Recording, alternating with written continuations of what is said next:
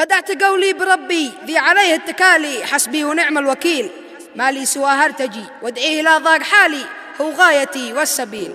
هذه الشيلة إهداء من علي صالح أبو هويدة لوالدته الغالية حفظها الله، من كلمات الشاعر أبو مدين الذماري، أداء الشب أحمد أديب الشام. بدأت قولي بربي ذي عليه التكالي، حسبي ونعم الوكيل. بدأت قولي بربي ذي عليه التكالي، حسبي ونعم الوكيل، ما لي سوى هرتاجي وادعيه لا ضاق حالي، وغايتي والسبيل. أنا أحمده وأشكره بالسابقة والتوالي، رب العباد الجليل، واثني له الحمد عاد أحجارها والرمالي وأشجارها والنخيل، يستاهل الحمد والتسبيح رب الجلال، دونه ولا شي بديل.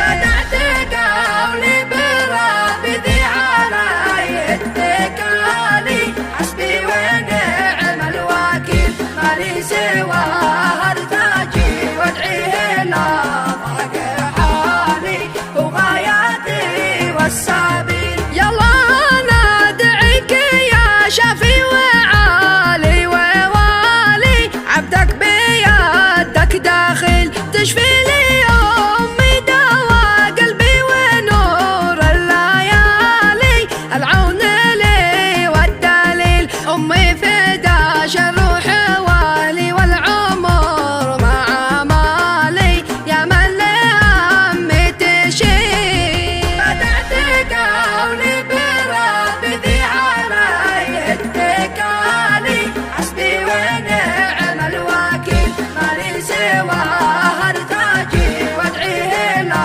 ضاق حالي، وغايتي والسبيل. أنا أسأله يحفظك يا من له همي دوالي، يماه عمرك طويل، أنتي سلا خاطري ذي تجعل القلب سالي، نور الحياة الجميل وبرزا حضر يا عوني ومصدر نضالي، لكن حملي ثقيل. بدأت قولي بربي ذي عليه التكالي، حسبي ونعم الوكيل، ما لي سوى هرتاجي وادعيه لا ضاق حالي، وغايتي والسبيل. يالله ما اديت لك كفي تجاوب سؤالي، بيدك المستحيل،